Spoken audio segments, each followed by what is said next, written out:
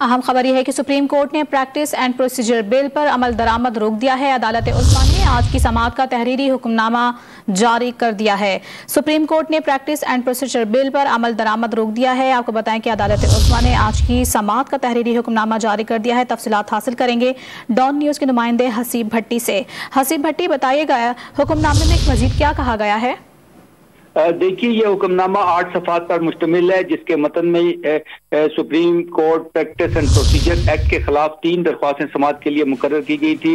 Hukamnama chief justice Umar Ata Bandial ने तहरीर किया, जिसमें कहा गया है कि एक्ट बादी व नज़र में अदलिया की आज़ादी और अंदरूनी मामलात में मुदाखलत है। मजीद कहा गया है कि supreme court practice and procedure act पर ताहुक्म सानी किसी भी तरीके से अमल दरामद नहीं होगा और अदालत आलिया और खुसूसी तौर पर सुप्रीम कोर्ट की अदारा जाती आज़ादी के मुतफिक्र हैं। हुक्मनामा के मुताबिक एक ज़िम्न में मुफादे आमा और बुनियादी इंसानी हकूक़ के लिए अदालत की मुदाखलत दरकार है। तहरीरी हुक्मनामे में मजीद कहा गया है कि सियासी जमातें चाहे तो अपने वकला के जरिए फरीक बन सकती हैं। अदालत ने कहा कि जिसके पास कानून रेगुलेट करने की ताकत हो वो उसको तबाह करने की भी ताकत रखता है। मौजूदा केस में अदलिया की आज़ादी की तबाही का खदशा है।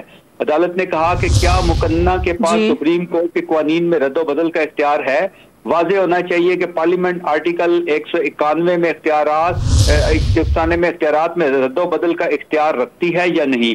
हुक्मनामे में मजीद कहा गया है कि अदालत की प्रैक्टिस एंड प्रोसीजर में रद्दो बदल ख्वाह कितना ही जरूरी हो, अदलिया की आज़ादी को मुतासर करता है।